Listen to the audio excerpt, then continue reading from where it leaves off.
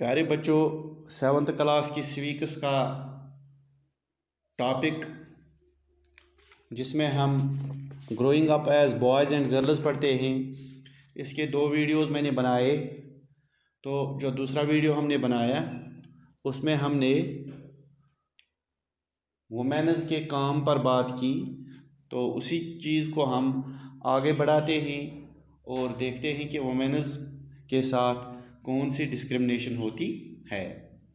प्यारे बच्चों, दुनिया भर में जितने भी हाउस होल्ड वर्क किए जाते हैं, जिनमें ज़्यादातर केयर गिविंग टास्क जैसे घर की देखभाल करना, खासकर बच्चों की, बुज़ुर्गों की और बीमारों की, घर की साफ़ सफाई, खाना पकाने का काम, ये सारे काम एक वुमेन ही करती है।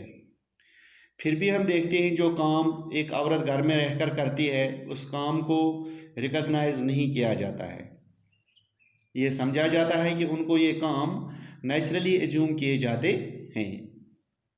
यानी हम ये समझते हैं कि जो हमारी औरतें, हमारी माँ बहनें घर में काम करती हैं, ये इनको करना ही करना है, इसलिए इस काम के बदले इनको पे नहीं करना है। यानी जितने भी काम ये करते हैं इनको ये करना ही करना है, इनको पेमेंट नहीं मिलनी है। इस तरह सोसाइटी एक वुमेन के रोल और वर्क को डिवैल्यू करती है। बड़े शहरों और कस्बों में हम देखते हैं कि घरों में डोमेस्टिक हेल्पर्स होते हैं, ये ज़्यादातर वुमेन ही होती हैं।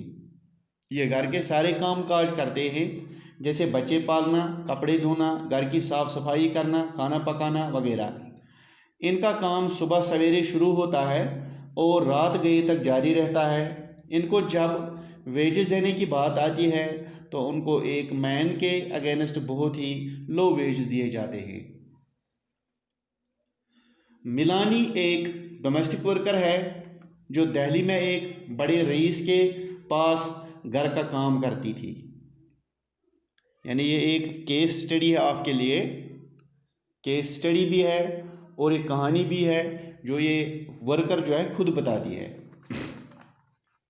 तो मिलानी अपनी एक्सपीरियंस किस तरह बयान करती हैं, कहती है कि उसका पहला काम, यानी जब उसने काम स्टार्ट किया, जो ही वो काम पर निकली, तो उसका पहला काम जो है वो दिल्ली के एक अमीर ख़ानदान में मिला।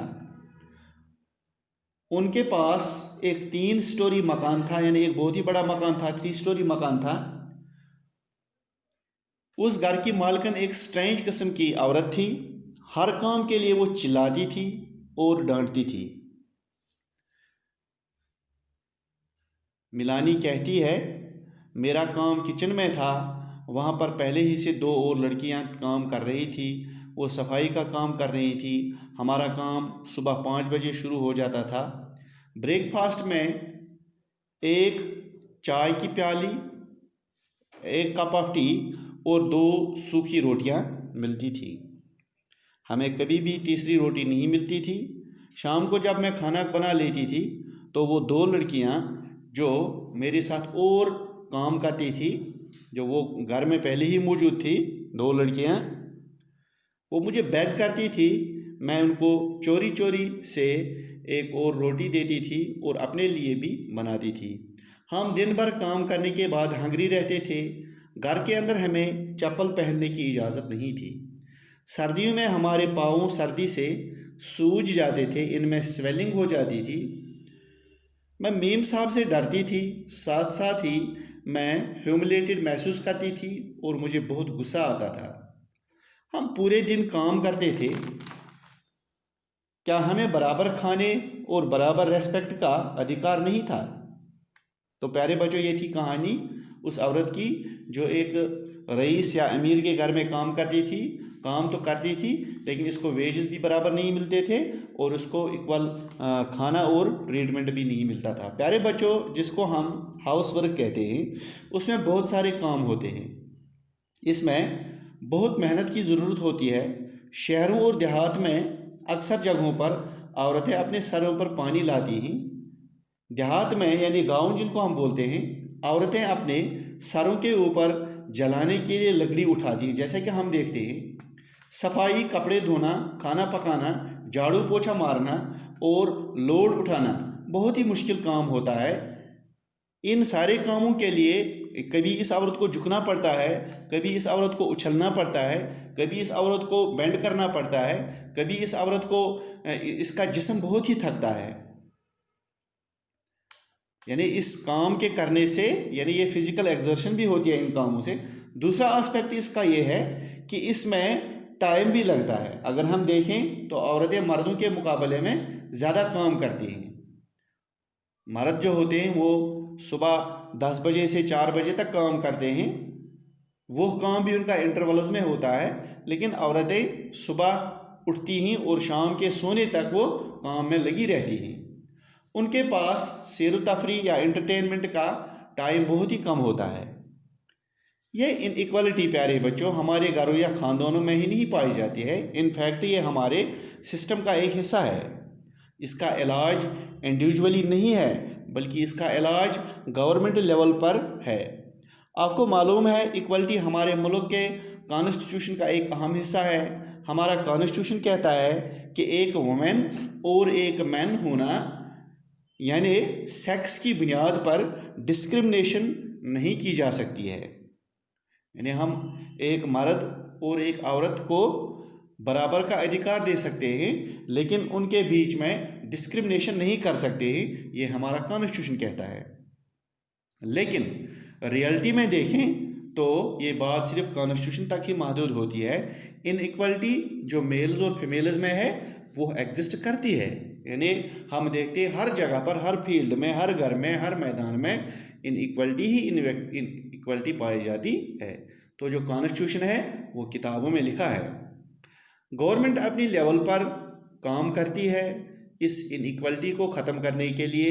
फॉर एग्ज़ाम्पल गवर्नमेंट ये रिकॉग्नाइज करती है कि बच्चे पालना बहुत ही बर्डन का काम है। इसको कम करने के लिए गवर्नमेंट ने आंगनवाड़ी सेंटर बनाए हैं।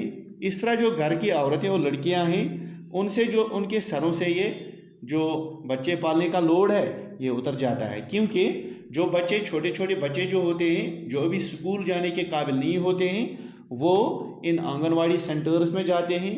वहाँ पर ये प्राइमरी एजुकेशन भी हासिल करते हैं, उनकी वहाँ पर केयर भी होती है, क्योंकि वहाँ पर गवर्नमेंट ने उनके लिए फूड भी प्रोवाइड किया होता है। गवर्नमेंट ने वहाँ पर टीचर्स भी किए होते हैं तैनात, ताकि वो उनको प्राइमरी की एजुकेशन दें। तो इस तरह जो घर की औरतें हैं उनके सरों से ये लोड उतर जाता है कि वो बच्चे पालेंगे, वो काम करेंगे, वो घर से बाहर काम करेंगे और कुछ कमाएंगे। इसके अलावा घर में जो छोटी लड़कियां होती हैं उनके सरों से भी ये लोड उतरता है ताकि वो स्कूल में एजुकेशन हासिल करें।